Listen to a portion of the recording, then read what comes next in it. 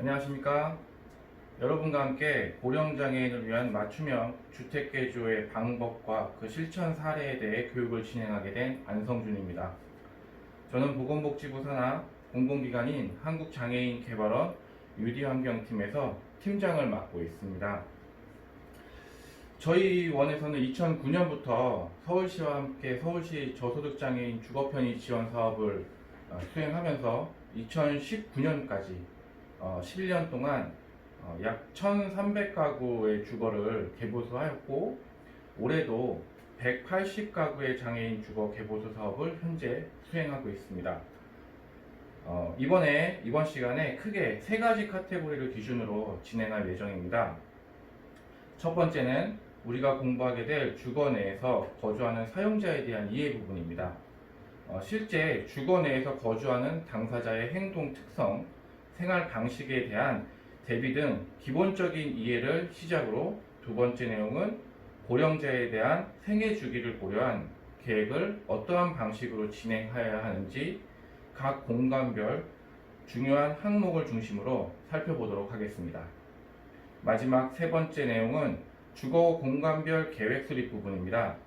각 주거 공간 내 특성 및 기술적인 대안을 알아보고 도면을 이해할 때 가장 기본이 되는 내용을 간략하게 살펴보도록 하겠습니다. 실제로 공사를 진행한 사례는 실증 과목에서 다양하게 알아보는 시간이 있으므로 이번 시간에는 가장 기본적인 내용에 대한 기초 내용을 중심으로 진행하도록 하겠습니다. 아무래도 집합교육이 아닌 동영상 교육이다 보니까 다소 어색하고 집중도가 떨어질 수 있습니다. 최대한 재미있고 알기 쉬운 교육이 될 수 있도록 노력하겠습니다. 여러분들께서도 학업을 진행하시면서 조금이나마 도움이 될 수 있는 시간이니까 힘드시겠지만 함께 노력해 주시면 감사하겠습니다. 자, 그럼 시작하도록 하겠습니다.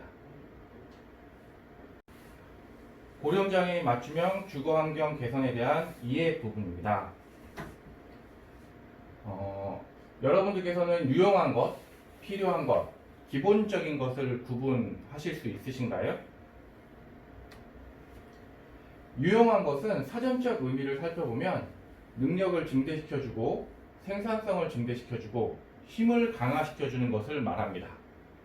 예를 들면 이게 무엇인지 아시나요? 네, 맞습니다. 신발을 보다 좀 쉽게 정리할 수 있는 그런 집게죠. 이건 수평 에스컬레이터입니다. 두 가지 사례를 보게 되면 있으면은 유용하지만 없어도 크게 문제가 되지 않는 그런 것들이죠.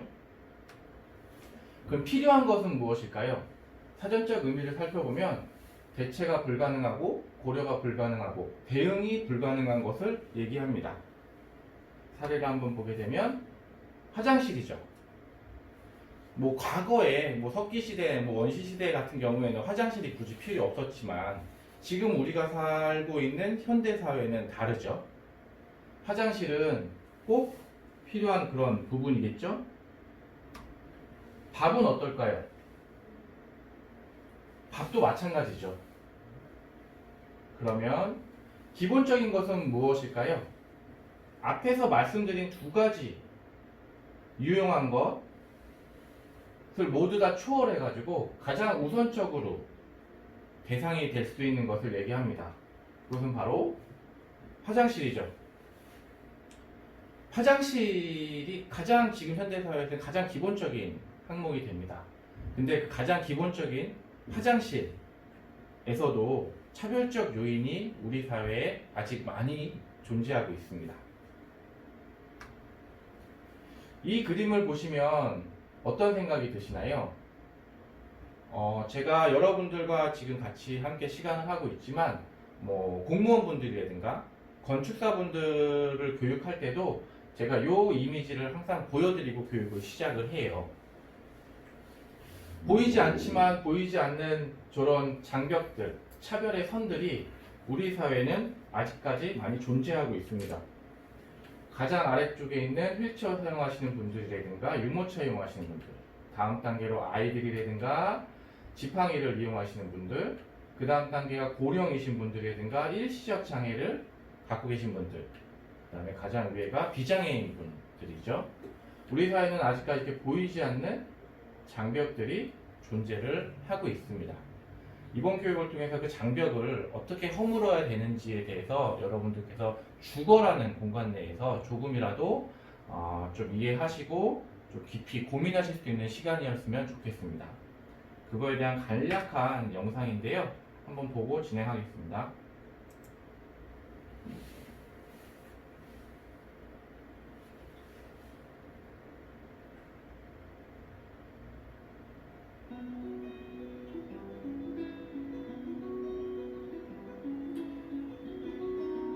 아이들의 눈으로 보는 거를 홍보 영상으로 제작한 영상입니다. 중간에 칸막이를 놓고 부모님하고 아이가 화면에 나오는 동작을 따라하는 그런 놀이입니다. 놀이.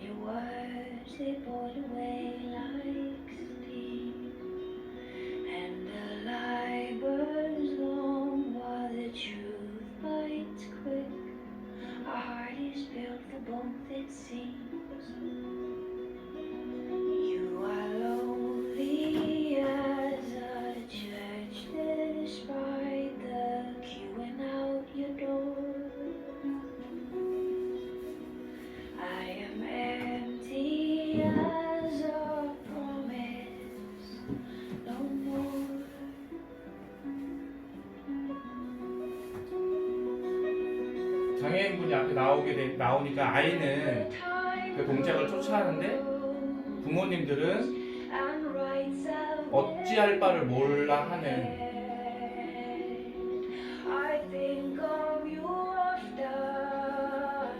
사회적 편견이 있다라는 것을 간접적으로 보여주는 그런 영상입니다.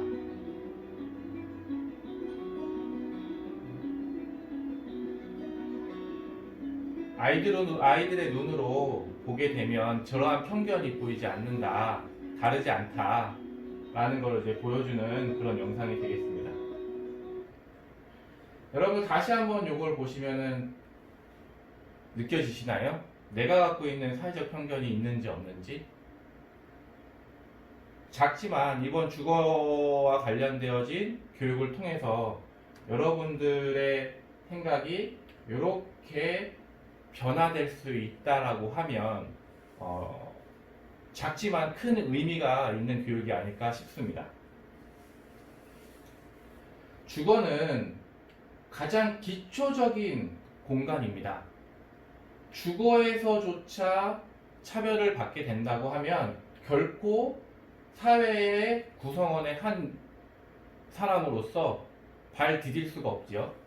집이라는 공간은 말 그대로 의식주의 하나의 가장 기본적인 요소이기 때문에 집에서 휴식을 취하고 에너지를 충전하고 행복과 기쁨이 있는 공간에서 나와서 사회로 나와야 하는데, 사회활동을 해야 하는데 그 주거라는 공간에서조차도 차별을 받고 있는 것이 아직까지의 현실입니다.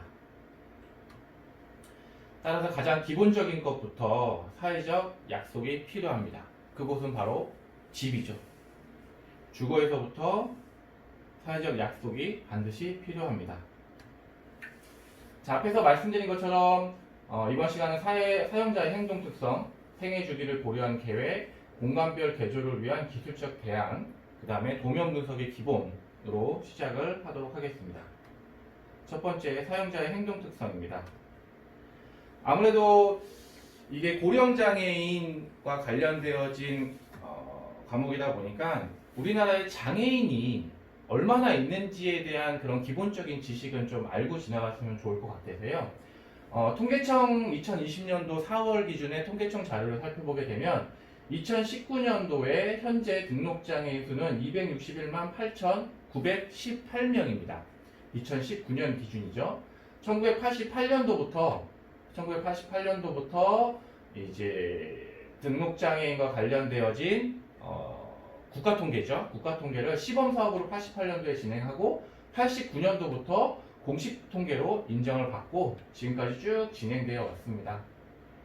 그다음 2010년, 2009년, 2010년을 정점으로 찍고 거의 비슷한 수준으로 가고 있죠. 최초의 등록장애인이었던 89년도 17만 명 기준으로 했을 때 2019년도는 261만 명으로 약 30년 동안 약 15.4배가 증가가 됐습니다. 이게 좀 그래프가 잘 안 보이시는데요. 2009년도 기준으로 해서 242만 9,547명, 그 다음에 2010년도죠. 251만 7천 명을 기준으로 거의 비슷한 수준으로 가고 있다가 최근 들어가지고 약간의 증가폭을 보이고 있습니다. 이건 이제 뒤쪽에서 제가 자료를 좀 보여드릴 텐데요. 이 부분은 고령장애인이 증가하고 있는 그런 통계 자료들이 나와 있습니다. 그래서 뒤쪽에서 그 부분은 다시 한번 설명을 드리도록 하겠습니다. 그래서 전체 인구 대비 261만 명 정도면 우리나라 전체 인구 대비 약 5% 정도를 차지한다고 보시면 될 것 같습니다. 그러면 우리나라의 장애 유형은 어떻게 구분을 하고 있는지 보게 되면 신체적 장애와 정신적 장애로 구분을 하고 있습니다. 그래서 신체적 장애는 이게 눈에 보이는 외부적인 장애와 외부적인 신체 장애와 내부 기관의 장애, 장기 쪽의 장애로 구분을 하게 되고요. 정신적 장애는 말 그대로 발달 장애와 정신 장애로 구분을 하고 있습니다. 이게 1982년도 장애인복지법, 장애인 복지법에 따라서 장애 유형이 구분되게 되는데요. 82년도에는 5개 장애 유형으로 시작을 했고, 03년도, 2003년도에 지금 현행 15개 장애 유형으로 점점 확대 적용되고 있습니다. 2017년도죠. 2017년도까지는 장애 유형과 각 장애 유형별로 1등급부터 6등급까지 등급을 나눴었어요. 근데 지금은 17년도 이후에는 등급이 폐지가 되고 15개의 장애 유형을 장애 정도가 심한 장애인과 장애 정도가 심하지 않은 장애인으로 두 가지로 구분만 하고 있습니다. 그러면 등록장애인들이 15개의 장애 유형으로 어떻게 분포되어 있는지를 살펴보게 되면 지체장애인이 전체 장애인의 46.7%, 거의 절반 가까이를 차지하고 있고요. 청각과 언어장애인이 15.1%, 뇌병변장애인이 9.6%, 시각장애인이 9.7%를 쭉 차지하고 있습니다. 그래서 뭐 안면장애인분들 같은 경우에는 0.1% 정도를 차지하고 있고요. 아무래도 물리적 환경과 관련되어져서 가장 크게 차지하고 있는 유형이 지체장애 유형과 뇌병변장애, 이제 휠체어를 사용하시는 그런 장애 유형들이 이렇게 되고요. 그 다음에 시각장애인, 청각장애인, 언어장애인 이런 식으로 분포가 되게 됩니다. 그래서 물리적 환경과 관련되어진 장애인 노인 임산부 등 편의증진 보장에 관한 법률이라든가 장애물 없는 생활환경 인증제도에서도 요 4개의 장애 유형을 좀 중심으로 그런 이제 관련 법령의 내용이라든가 지표들이 좀 이런 대표성을 갖고 있는 분포도가 높은 장애 유형을 기준으로 좀 지표들이 형성되어 있는 것을 볼 수 있습니다. 뭐 이번 시간은 그런 지표에 관련된 내용들이 아니기 때문에 이 정도의 분포를 갖고 있다라고만 좀 아시면 좋을 것 같습니다. 집 안에서 실내, 주거의 실내에서 지체장애인의 유형 중에는 휠체어를 사용하시는 분들도 있고 지팡이를 사용하시는 분들도 있고 뭐 지팡이나 클러치를 사용하시는 분들도 있는데요. 요 두 개의 행동 특성을 보이시는 분들이 주거의 개조를 진행함에 있어 동일한 방식으로 주거 개조가 이루어지는 게 맞을까요? 아니면은 다를까요? 뭐 요거를 보여드린 내용은 다르다라는 내용을 설명드리기 위해서겠죠. 왜 다른지에 대해서 살펴보도록 하겠습니다. 주거 내에서 휠체어를 사용하시는 분들, 이제 외부에서도 휠체어를 사용하시지만 주거 공간 내로 들어오셔서도 휠체어를 사용하시는 분들에 대한 특징입니다. 이분들 같은 경우에 휠체어 사용하시는 분들 같은 경우에는 이동하는데 바닥에 높이 변화가 있다거나 통과 유효폭의 제약이 굉장히 심합니다. 관련법이라든가 행정 특성을 살펴보면 2cm, 굉장히 작은 차이인데 그 2cm로 인해 가지고 턱을 지나가지 못하거나 그 다음에 폭이 출입문의 유효폭이 70cm여서 휠체어를 타고 화장실에 들어가지 못하는 경우들이 우리 주거 내에서는 굉장히 많이 발생을 합니다. 그래서 높이 변화라든가 통과 유효폭에 제약이 굉장히 심하게 나타나고요. 아무래도 휠체어라는 보조기기를 이용하다 보니까 앉아있는 자세와 동일합니다. 그러다 보니까 비장애인처럼 서가지고 무언가 높은 물건을 꺼내는 도달하거나 뭔가 작동시켜야 되는 것보다는 아무래도 앉아서 휠체어에 앉은 상태에서 도달하는 높이가 낮을 수밖에 없죠. 그렇기 때문에 도달 범위가 제한적이라는 그런 특징이 있습니다. 그리고 휠체어 구조상 좌우측에 팔이 닿는 범주가 굉장히 한정적이죠. 몸을 돌리지 않는 이상 휠체어를 탄 상태에서는 측면에서 무언가를 꺼내고 측면에서 무언가를 잡고 하는 행동이 훨씬 더 편안합니다.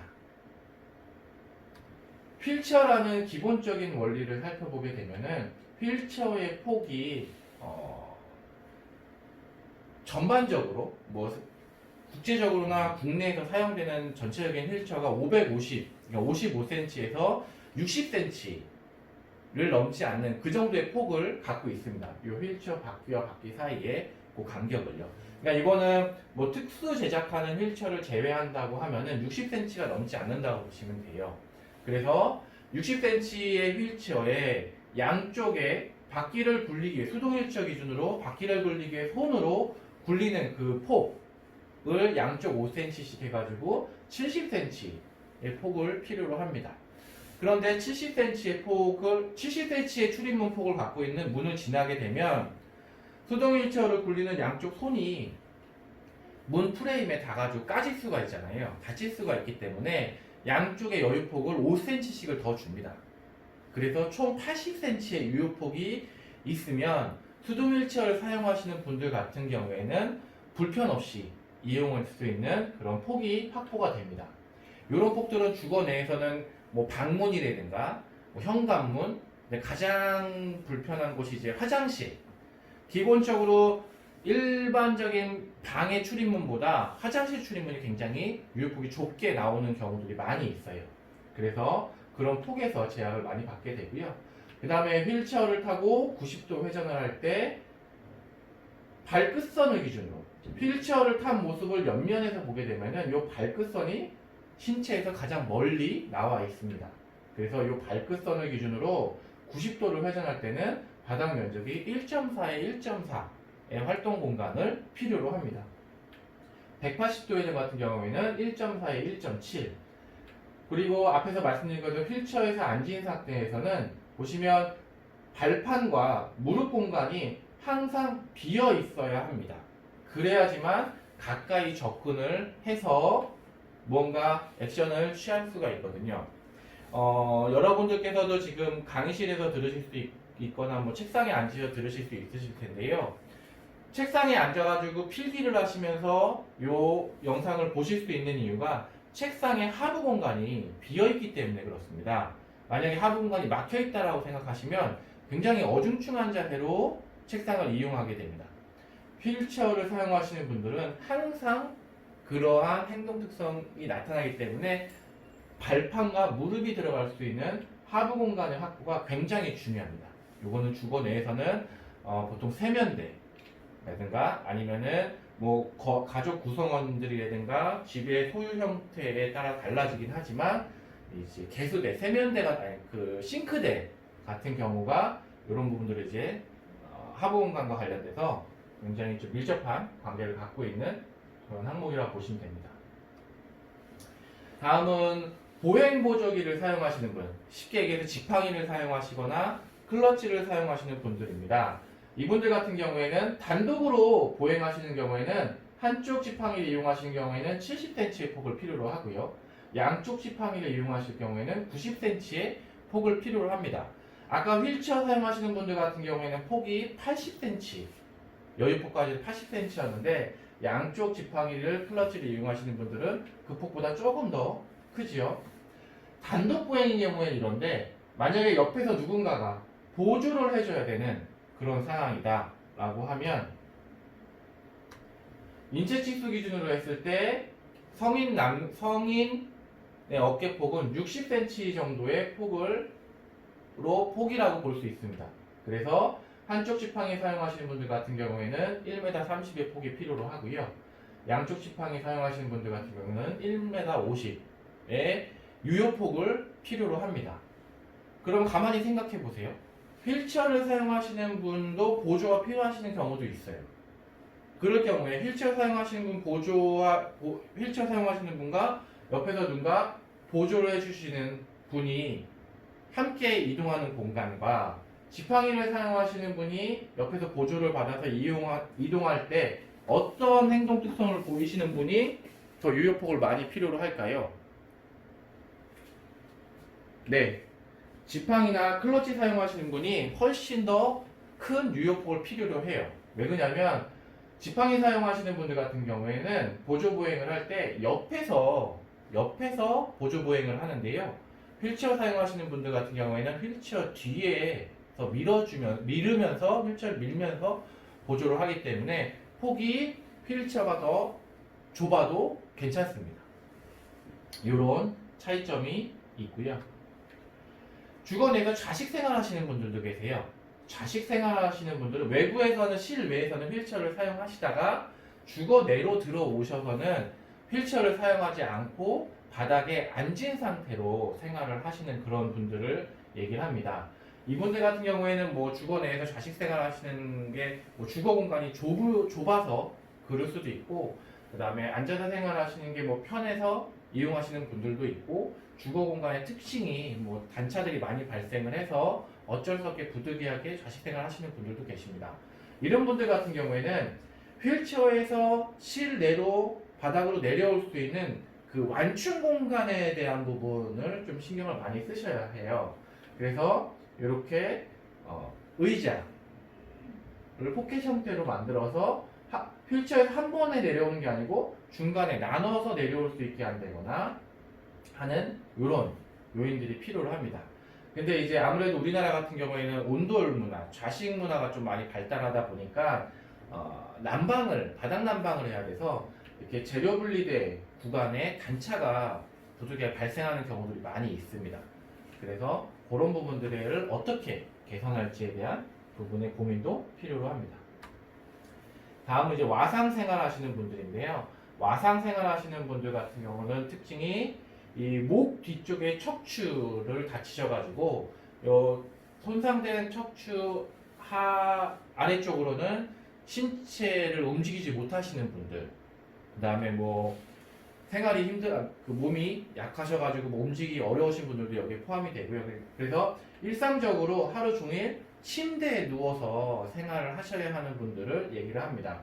그래서 와상 생활 하시는 분들 같은 경우에는 반드시 활동보조라든가 가족 구성원들의 도움이 있어야지만 일상생활이 가능하신 분들이기 때문에 이분들 와상 생활 하시는 분들 같은 경우에는 단독 생활보다는 독립적인 공간보다는 이제 가족 구성원들이 항상 체크할 수 있는 그런 공간에 방을 배치하는 게 가장 바람직합니다. 그리고 아무래도 와상 생활을 이렇게 움직임이 어려우시다 보니까 뭐 의료용 침대라든가 욕창 방지 매트를 사용하시는 게 바람직하고요. 꼭 필요합니다. 바람직한 게 아니고 꼭 필요하고요.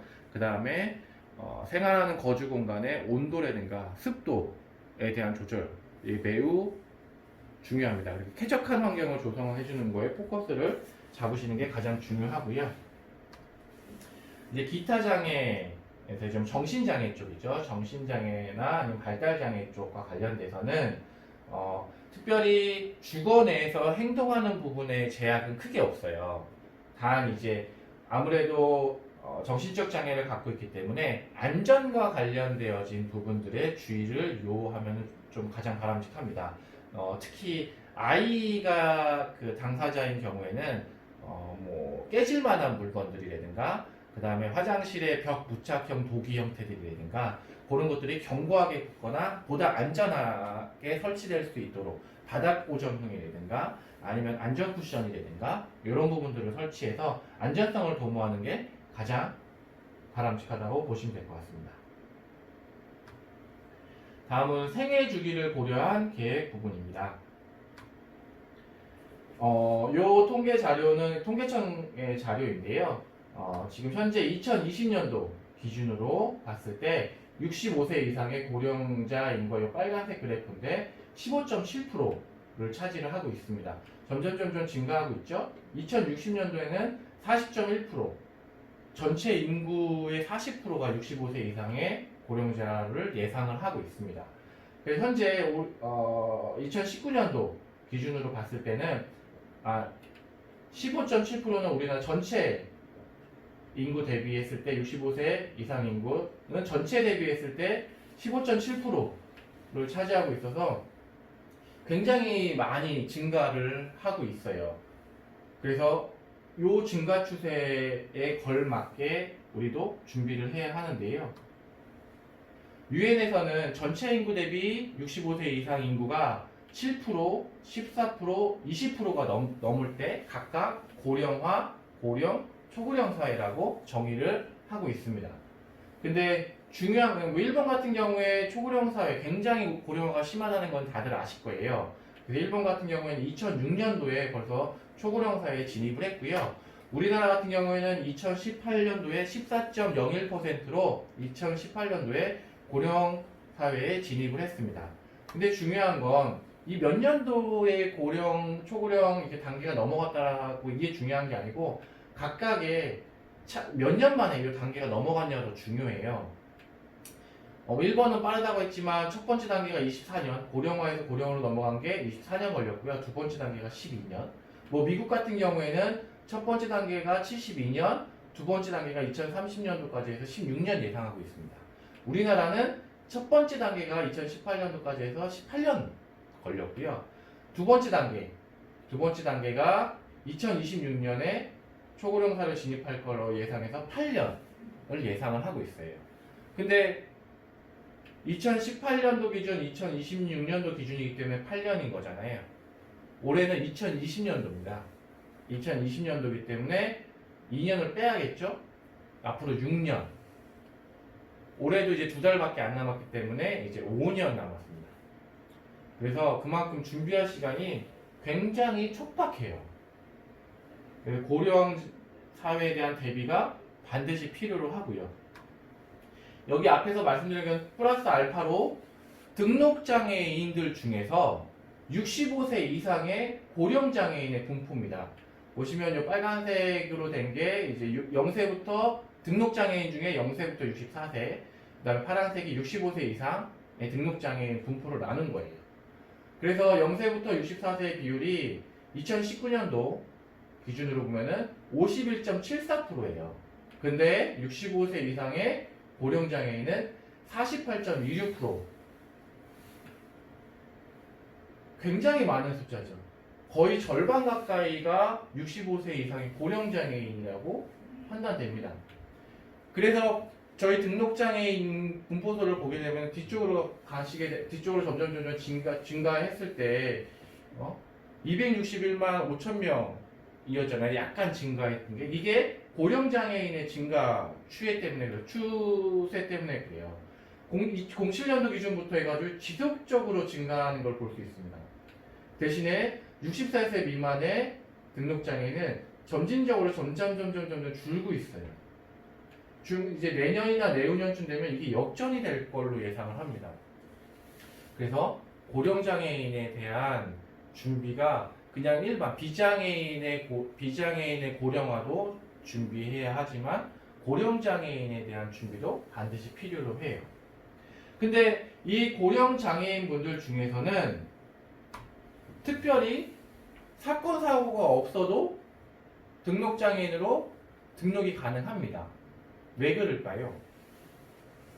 우리나라에 발생되는 등록장애인의 그 분포도, 그러니까 이거는 선천적 장애냐, 후천적 장애냐를 살펴보게 되면 후천적 장애가 90% 가까이를 차지하고 있습니다. 그래서 웬만한 신체적 장애와 관련돼서는 거의 대부분이 후천적 장애라고 보시면 돼요. 거의 이제 10% 정도의 그 선천적 장애는 정신적 장애, 그러니까 태어날 때부터 장애를 갖고 태어나는 경우들이 거의 대부분이 선천적 장애로 발생이 되고요. 대부분의 신체적 장애는 교통사고라든가 레저 활동, 그 다음에 질병 등으로 인해 가지고 대부분이 발생을 하게 됩니다. 그런데 고령인들 중에서도 특별한 그런 후천적 사고가 없었음에도 안전사고가 없었음에도 불구하고 왜 등록장애인으로 이렇게 증가가 되냐면 0세부터 쭉 65세까지 쭉 진행을 하는 그런 생애주기를 살펴보게 되면 두 발로 기립보행을 하다가 어느 순간 허리에 힘이 없어지고 근육량이 줄어들게 되면 지팡이를 사용하게 되고요. 그 지팡이와 관련된 부분들도 어렵게 되면은 휠체어를 사용하게 되고, 그리고 휠체어 사용도 어렵게 되면은 좌식 생활이라든가 와상 생활을 하게 됩니다. 아무런 교통사고라든가 질병이나 레저 활동에 대한 그런 사고도 없었음에도 불구하고 이런 일련의 생애 주기들을 살펴보게 되면 이러한 흐름을 보이게 됩니다. 특히 고령장애인분들 중에서 이제 앉을 때에 좀 체크해야 될 부분들은 그냥 손잡이가 없는 의자가 이용을 가능하시다가 어느 순간에 다리의 근육량이 풀리게 되고 허리에 힘이 없게 되면 의자 하나를 설치하더라도 손잡이와 등받이가 있는 의자를 설치해서 짚고 앉거나 일어날 수 있도록 해야 하고요. 좌우로 이동할 때도 동일한 판을 갖고 손의 힘으로 상체가 이동한 후에 하체를 당기는 그런 이동 행태를 보이게 됩니다. 그리고 신발을 신거나 벗을 때도 이렇게 의자가 필요하고요. 대변기에 앉았다 일어날 때도 몸을 당기면서 일어날 수 있게 하기 위해서 이런 손잡이들이 필요하고요. 세면대를 이용하거나 싱크대를 이용할 때도 이렇게 하부 공간이 비어 있어서 앉아서 이용하는 행태가 나타나게 됩니다. 짚는 것도 마찬가지예요. 짚는 것도 예전에는 악력이 컸기 때문에 큰 지름에 손잡이를 잡아도 충분한 힘이 전달이 가능했어요. 근데 악력이 떨어짐으로 인해 가지고 무언가를 꽉 집을 때는 손 아기에 꽉 들어올 수 있는 3.2에서 3.8 정도의 지름을 갖고 있는 손잡이가 유용하고요. 그 다음에 손잡이의 높이도 팔꿈치를 댈 수 있는 팔의 힘으로 보행을 예전에는 할 수 있었지만 지금은 팔꿈치로 기대면서 보행을 하는 손잡이의 높이, 앉았다 일어날 때도 무언가 소평 손잡이가 필요로 하고요. 그 다음에 계단을 오르내릴 때도 이런 이제 손잡이가 반드시 필요합니다. 그리고 시각적인 능력도 떨어지게 돼요. 40대를 기준으로 해가지고 멀리 있는 그다음 가까이에 있는 근거리에 있는 그런 시력들이 점점 현저하게 떨어지게 되죠. 그렇기 때문에 사물에 대한 인지력이 굉장히 어렵습니다. 그리고 뭐 스위치와 관련되어진 콘센트와 관련되어진 부분들도 되도록이면은 1m에서 90cm에서 1m 20 요 범주 안에 위치하도록 해서 손을 높게 들지 않아도 조작이 가능하도록 하는 게 바람직합니다. 다음으로 공간별 개조에 대한 기술적 대안입니다. 지금까지 제가 다니는 회사에서 서울시 저소장애인 주거환경 개선 사업을 진행하면서 각 공간별로 크게 생활공간 이렇게 7가지로 구분을 할 수 있는데요. 개보수 내용을 큰 틀에서 이렇게 찾아보면 손잡이 설치라든가 단차 해소, 미끄럼 방지, 문 교체, 공간 변경, 보조기기라든가 안전과 방범과 관련되어진 항목으로 크게 구분을 할 수 있습니다. 뭐 안전과 방범 부분에는 또 기타 항목, 방수와 관련된 부분들도 들어갈 수 있는데요. 각 공간별로 개보수 내용들은 크로스 체크를 해보니까 접근로 같은 경우에 외부에서 현관까지 오는 그 공간을 살펴보면 손잡이 설치라든가 단차 해소, 미끄럼, 문 교체, 방범과 안전과 관련된 항목들의 개보수 내용이 현저히 많았습니다. 현관 관련해서는 접근로와 동일한 그런 형태를 보이고 있고요. 그 다음에 거실 부분에는 개보수 내용의 대부분의 내용들이 한 번에 들어가진 않지만 생활 환경에 따라서, 거주 환경에 따라서, 주거 형태에 따라서 대부분의 개보수 내용들이 고르게 분포되어 있는 걸 파악할 수 있었습니다. 주방 관련해서는 손잡이라든가 단차, 미끄럼 방지, 공간을 변경하거나 보조기기 항목들이 들어가는 내용들이 있었고요. 화장실 관련돼서는 보조기기와 관련된 항목을 제외한 나머지 항목들이 공사 내용으로 들어가 있었습니다. 침실 부분도 거실과 동일하게 전체 내용들이 다양하게 분포되어 있었고요. 그 다음에 거실 기타 부분에서는 방범과 안전, 그 다음에 뭐 지붕 방수라든가 자동 높낮이 뭐 빨래 건조대 설치라든가 일상생활에서 공간적인 부분 플러스 알파로 들어갈 수 있는 그러한 내용들을 필요로 했었습니다. 그러면 접근로와 관련된 항목을 좀 간단하게 살펴보면요. 접근로라고 하는 거는 뭐 공동주택, 아파트 같은 경우에는 그 경비실이 있는 그 대지 경계선에부터 각 내가 거주하고 있는 각 동의 공동 현관 앞에까지를 얘기를 하고요. 일반적인 주택 같은 경우에는 이렇게 대지 경계선에부터 현관 앞에까지 이 경로를 접근로라고 보고 있습니다. 그래서 접근로는 최소 폭이 1.2m 이상을 확보하도록 하는 게 바람직하고요. 그리고 계단밖에 없다라고 하면은 경사로 설치를 해주는 게 필요합니다. 단 거주하시는 분이 휠체어를 사용하거나 아니면은 클러치를 사용하실 때 좀 고려를 해 보셔야 하고요. 아마 고령장애인 분들 같은 경우에는 추후를 나중을 생각하시더라도 단차를 제거하는 이런 이제 경사로 설치가 아마 무조건 필요로 하실 것 같아요. 부득이하게 계단이 설치됐을 경우에는 안전손잡이가 반드시 함께 설치가 돼야 하고요.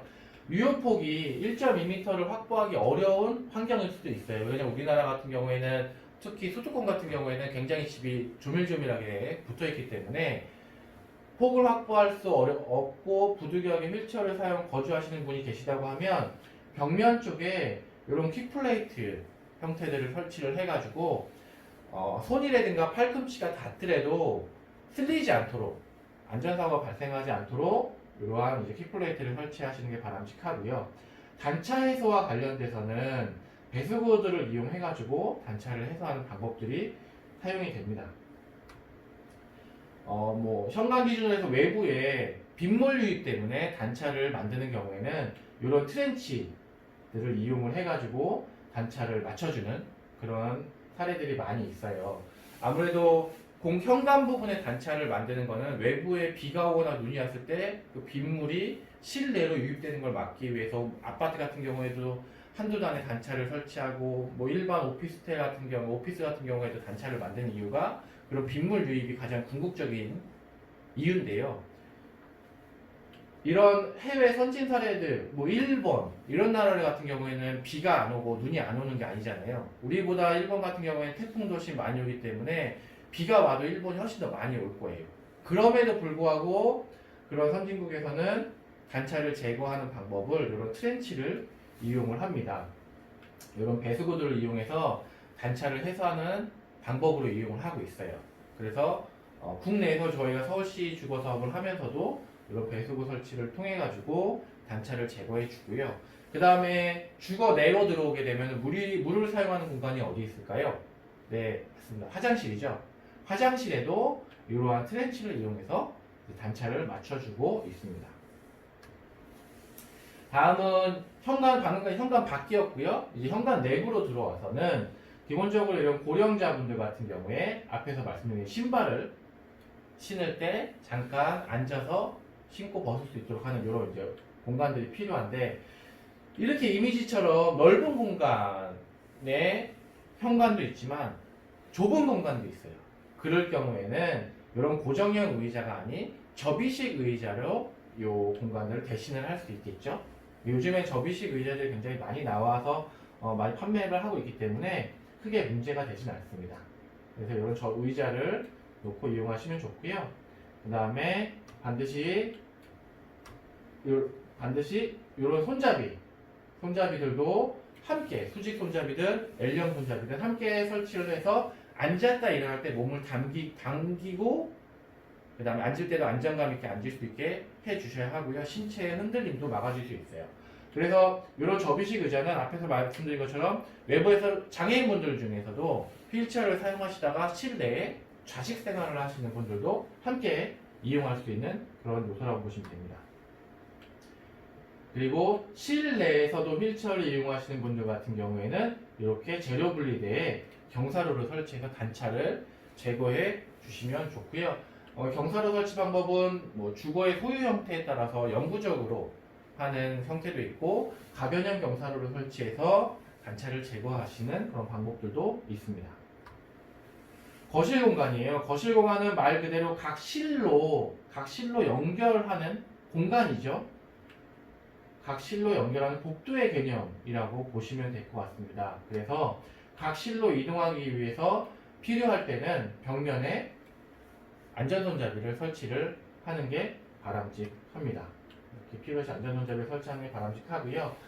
이거는 현장에서 가게 되면은 벽에 손을 많이 짚으시는 고령장애인, 특히 뭐 지팡이를 사용하시는 분들이라든가 어르신들 같은 경우에는 도배지에 때가 많이 타 있어요. 그래서 그런 도배지가 때가 많이 타는 공간에 당사자분들께 어르신 여기 뭐 화장실을 가실 때라든가 아니면 주방을 가실 때 여기 벽면에 손 많이 대시죠? 이렇게 여쭤보면은 손 많이 된다고 말씀을 하세요.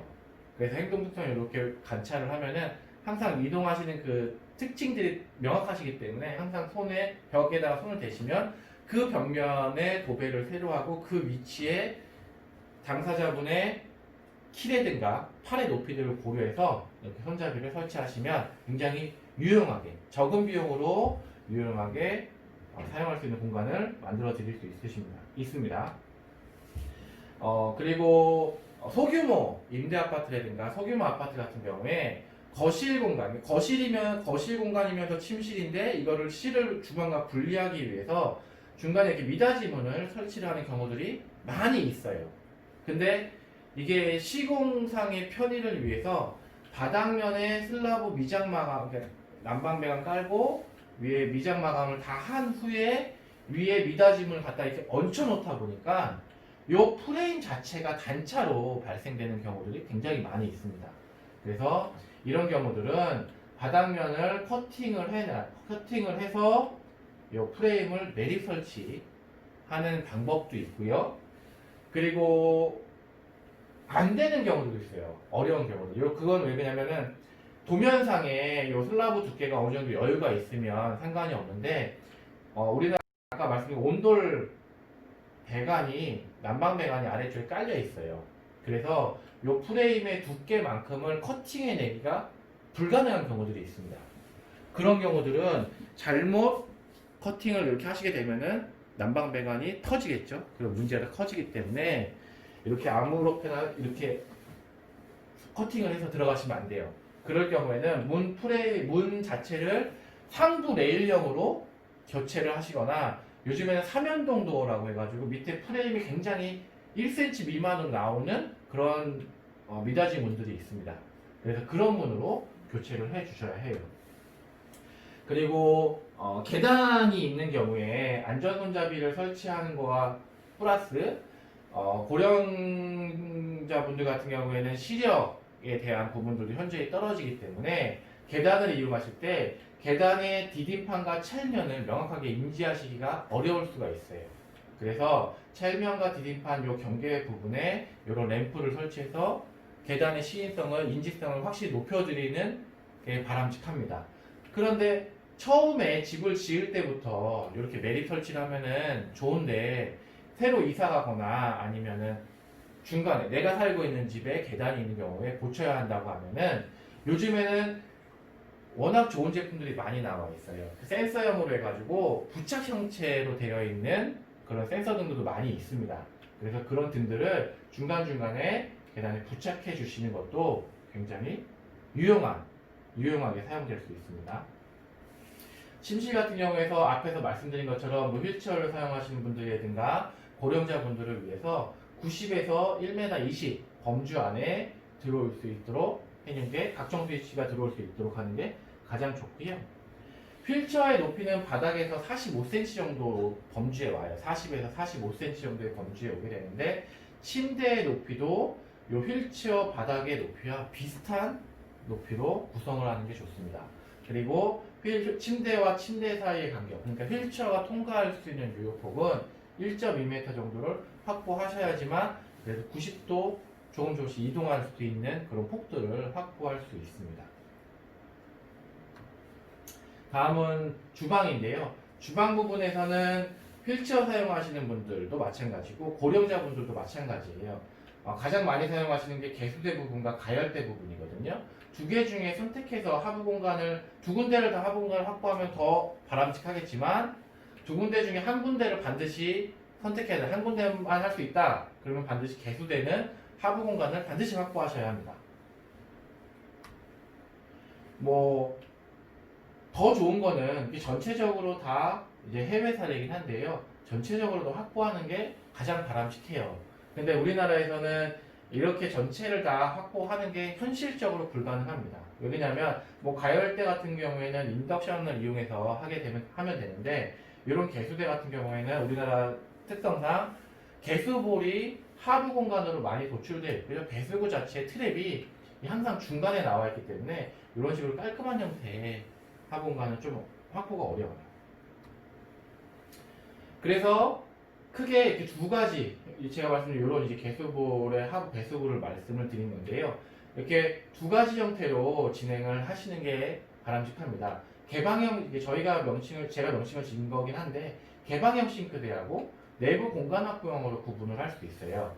이런 이렇게 아예 처음부터 저희가 싱크대를 드릴 때 아예 이렇게 열려있는 형태, 싱크대를 드리면 휠체어 사용하시는 분들이 그냥 아무 때나 아니면 고령자분들이 의자를 앉아가지고 개수대를 이용하실 수 있도록 이렇게 적극적으로 진행하는 방법은 자가일 경우에 가능한 그런 형태이고요. 이렇게 하부 공간을 이렇게 디귿자 형태를 커팅하고 밑에 걸레바지를 제거해서 평상시에는 문을 닫아놓고 일반 싱크대처럼 사용하시다가 개수대를 이용할 때는 문을 열어서 이렇게 발판과 무릎 공간을 확보하는 거죠. 그래서 사용을 안 할 때는 문을 닫고 사용할 때는 문을 열고 그 다음에 나중에 혹시 이사를 가게 되면은 이 싱크대를 제작해서 설치할 때 걸레바지라든가 하부판을 추가적으로 제작해서 이 싱크대 하부 공간에다가 넣어드리는 거예요.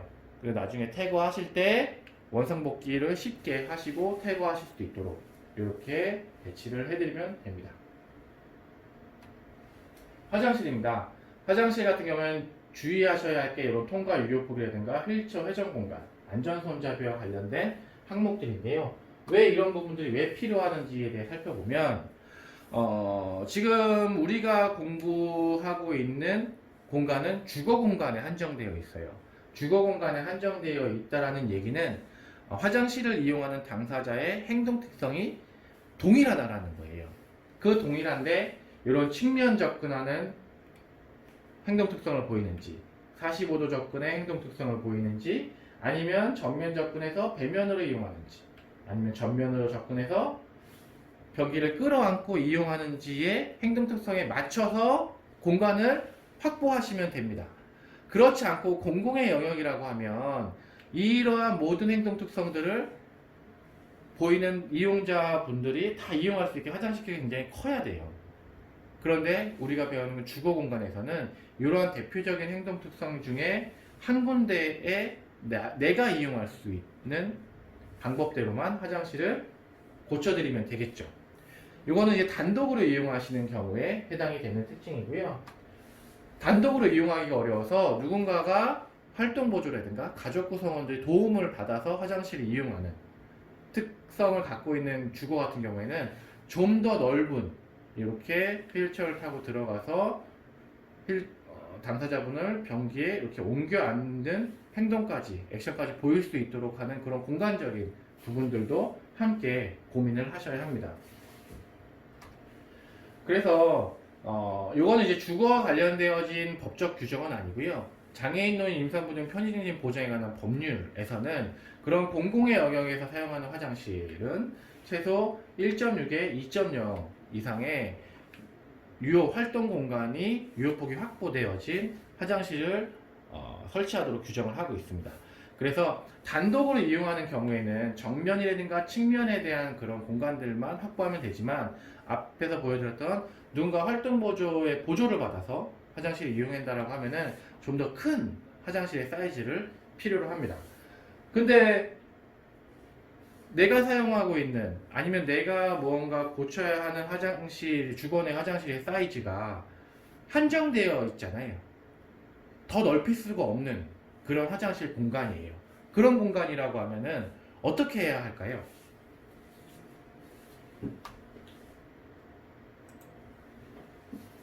영상을 한번 잠깐 보겠습니다. 기존의 화장실이에요. 문이 안 여닫이로 열리고 욕조가 있고 큰 세면대가 설치되어 있습니다. 그러다 보니까 휠체어를 타고 들어가서 문을 닫을 수가 없는 그런 공간이에요. 그러한 공간을 동일한 공간의 화장실입니다. 동일한 공간의 화장실인데 안 여닫이었던 문을 닫여닫이로 바꿔주고 기존의 욕조였던 공간들을 철거를 하고 샤워 공간으로 하면서 활동 공간을 확보하고 넓은 세면대를 적당한 크기의 세면대로 좀 작게 배치를 한 거죠. 그럼으로 인해서 측면 공간이라든가 내부 활동 공간들을 이렇게 확보할 수 있도록 그렇게 동일한 화장실 공간이 좀 더 이렇게 넓어질 수 있는 거죠.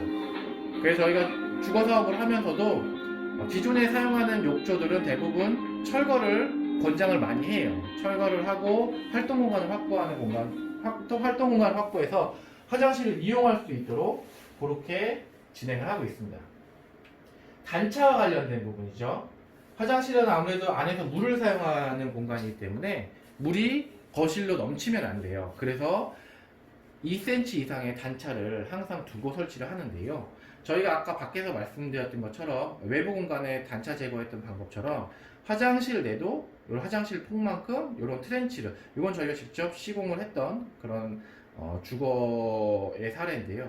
트렌치를 이용해서 이렇게 단차를 제거하는, 문턱을 제거하는 그런 사례입니다. 근데 여기서 주의하셔야 될 거는 화장실의 단차를 제거하기 위한 트렌치지 얘는 배수의 목적을 갖고 있는 트렌치는 아니에요. 물넘침을 막아주는 역할이기 때문에 구배를 항상 출입문에서 가장 먼 쪽, 안쪽에 배수를 위한 물 빠짐을 위한 배수구를 별도로 설치를 하셔야 합니다. 이거는 물넘침을 막아주는 덮개인 것 뿐이에요. 그리고 고령장애인 분들을 위해서는 단열과 관련되어진 부분들도 굉장히 신경을 많이 쓰셔야 해요.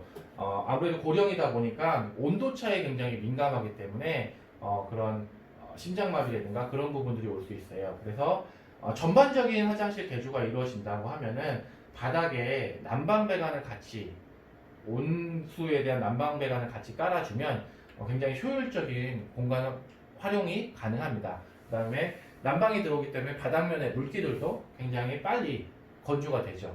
그래서 이런 형태들은 좌식 생활 하시는 분들이라든가 고령 장애인 분들한테 화장실 바닥 난방에 온수 배관을 함께 깔아주는 게 굉장히 효율적이긴 합니다.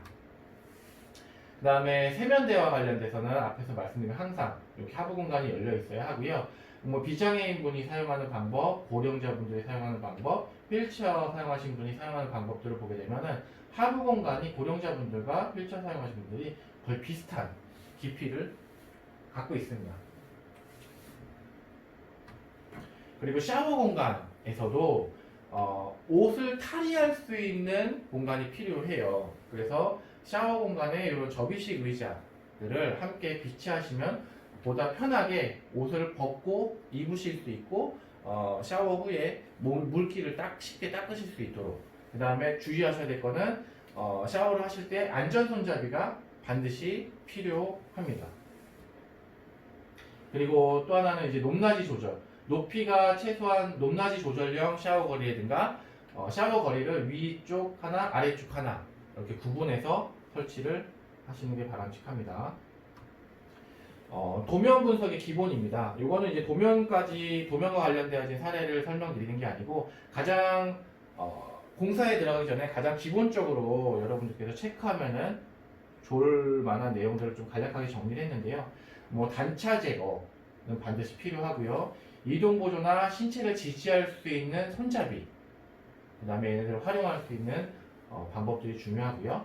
그 다음에 안전사고에 대응할 수 있도록 색상이라든가 쿠션, 안전 쿠션들을, 그 다음에 비상 연락망들을 항상 눈에 잘 보이는 곳에 설치하셔야 하고, 그 다음에 와상 생활하시는 분들 같은 경우에는 당사자의 케어도 중요하지만 당사자의 그런 행동 특성에 맞게 집을 고치는 것도 중요하지만 당사자를 케어하는 구성원, 가족 구성원이 될 수도 있고 가족 활동 보조인이 될 수도 있는데요.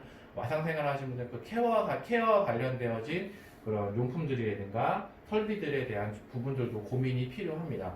왜냐면은 와상 생활하시는 분이 영유아일 경우에는 쉽게 뭐 샤워를 시킨다거나 이동이 가능한데 성인이 됐을 때는 그 케어하시는 분들한테도 굉장히 큰 무리가 와요.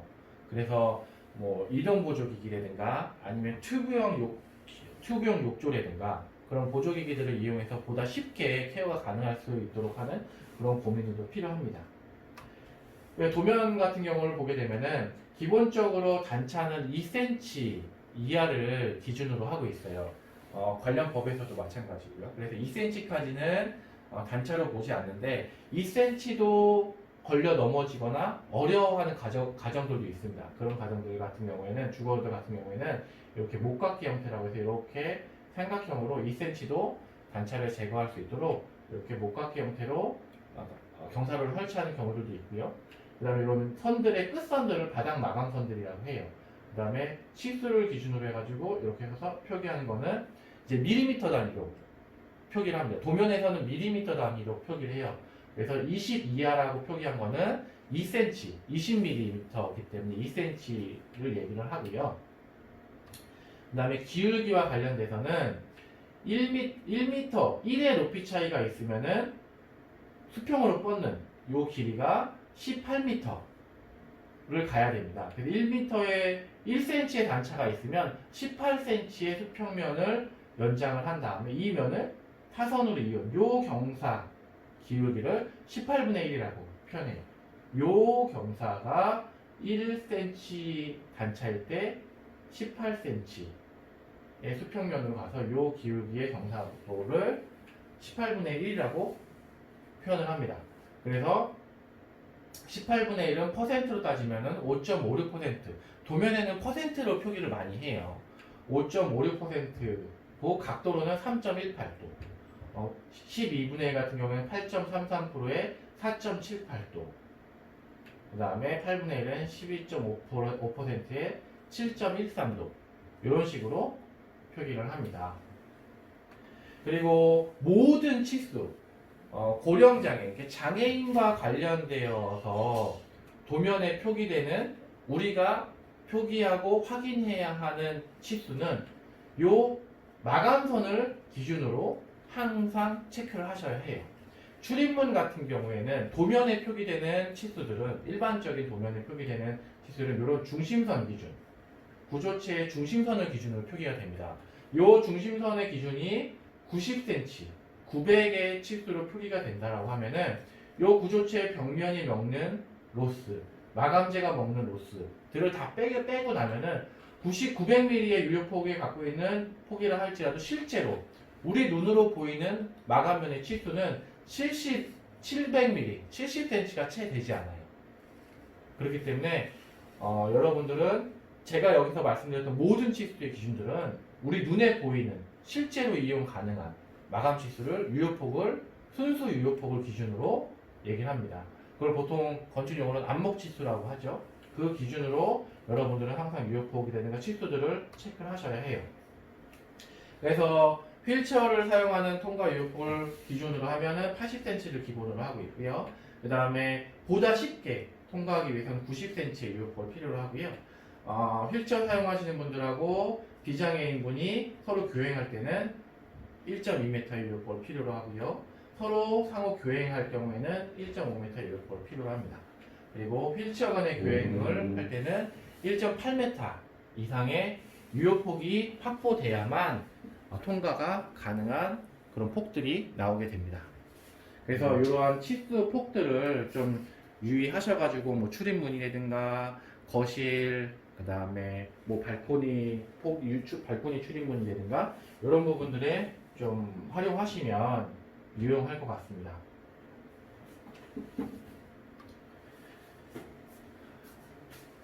제가 준비한 시간은 여기까지고요. 사례와 관련돼서 아마 심화 교육 과정 중에서 굉장히 많은 사례들이 있는 걸로 제가 확인을 했습니다. 지금까지 이런 기초적인 내용들을 갖고 여러분들이 학업을 진행하시면 반복적인 치수의 개념들이고 기본적인 원리들이기 때문에 그 원리들만 이해하신다고 하면은 크게 어렵지는 않을 것 같아요. 단지 앞에서 말씀드린 것처럼 생활 유형에 대한 고민도 필요하지만 주거의 형태, 그 다음에 가족 구성원들에 대한 부분들도 중요하고요. 그 다음에 주거의 소유 형태들도 굉장히 중요해요. 단독 거주하는 분들 같은 경우에는 만약에 자식 생활할 때 휠체어를 낮출 수는 없기 때문에 가족 구성원이 같이 있을 때는 완충할 수 있는 요소들로 싱크대가 또 개보수가 이루어져야 되기 때문에 그런 부분도 함께 좀 다양하게 고민을 하시면 좋을 것 같습니다. 네, 제가 준비한 시간은 여기까지고요. 즐거운 한 해 되시길 바라겠습니다. 네, 감사합니다.